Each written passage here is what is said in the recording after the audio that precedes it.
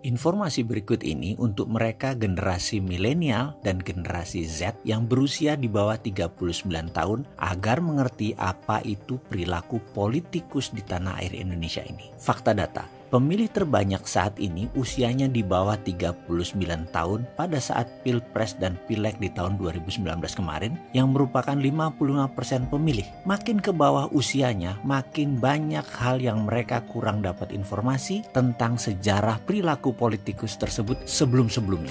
Berbeda dengan yang di atas 55 tahun, di mana mereka kenal 6 zaman. Zaman Soeharto, zaman Habibie, zaman Gus Dur, zaman Megawati, zaman SBY, hingga sekarang, zaman Jokowi. Untuk itu ada baiknya kita refresh mengingat sedikit fakta data.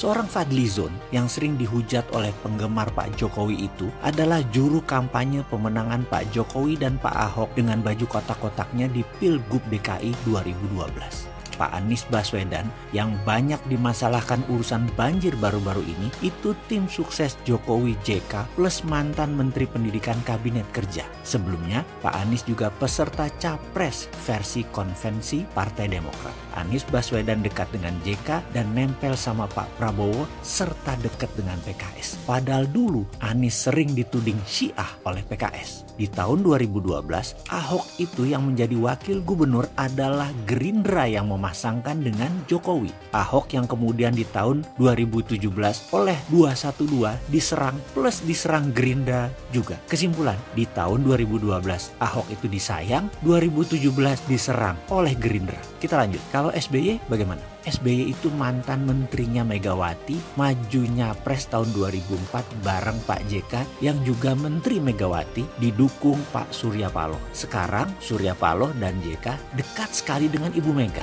2004 saling serang, 2014 saling dukung. JK sama Megawati. Ke-08 Prabowo sekarang. Sejarah Pak Prabowo itu dulu adalah calon wapres pasangan Bu Mega ketika Pilpres 2009 berseberangan dengan SBY. Di Pilpres 2009 Pak JK juga nyapres bareng Pak Wiranto melawan Pak SBY dan Pak Budiono yang didukung oleh Abu Rizal Bakri. Lalu kemana Pak Abu Rizal Bakri setelah 2014? Sekarang Abu Rizal Bakri temenan sama Pak Prabowo yang dulu kompetitornya di Pilpres 2009. Kalau Amin Rais itu juga aneh, menggulingkan Gus Dur sehingga Bu Mega naik. Padahal sebelumnya paling tidak sudi Bu Mega jadi presiden. Dia berusaha keras agar Gus Dur jadi presiden, menggantikan Habibie di rapat MPR tahun 1999. Pokoknya bukan Megawati, itu kata Amin Rais.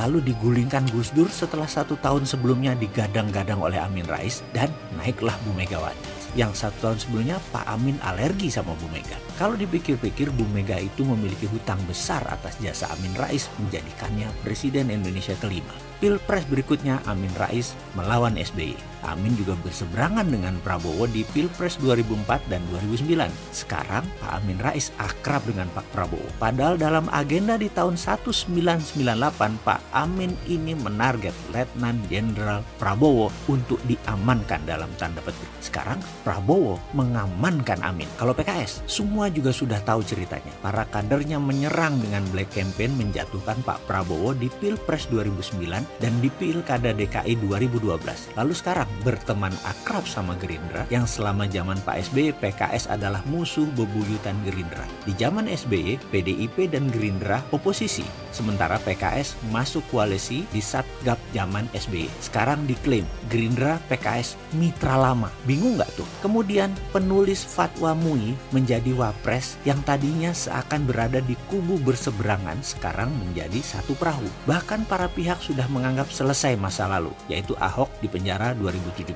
Sekarang sudah saling memaafkan antara Pak Ahok dan Pak Ma'ruf. Dan hal ini seperti biasa saja di dunia politik. Ikut angin, lalu ubah layar dan miring ke yang menang. Hal itu biasa. Tadinya lawan karena kepentingan jadi kawan, itu biasa. Tadinya saling serang kemudian saling rangkul, itu biasa. Yang kasihan kan para fans, para kaum yang saling serang dengan memberi label seperti cebong, kampret. Mereka sering jadi bingung dengan drama apa yang dimainkan para elit dari tahun ke tahun. Para fans jadi emosi, menjadi murka begitu pujaannya tidak punya marah yang sama dengan diri mereka. Para fans masih menggenggam marah, para elit sudah posisi masing-masing dan dapat fulus. Fans Ahoker pernah sebel sama putusan Jokowi ambil Pak Ma'ruf yang fatwanya menjerujikan Ahok. Namun tak lama kemudian logika mencari pembenaran mulai muncul setelah minum menyeruput kopi. Akhirnya menemukan lagi alasan untuk membela pujaannya dan mencari lagi bahan untuk mencela lawannya. Mulailah saling serang lagi. Karena dasarnya memang pemarah, jadi otak memang terus harus cari alasan untuk bisa marah. Di sisi lain, lucu kan? Para fans saling serang dan tetapi para elit bisa salaman dan ketawa ketiwi. Di sini melihatnya begitu ada angin, salah satu menang, mereka ngikut. Yang penting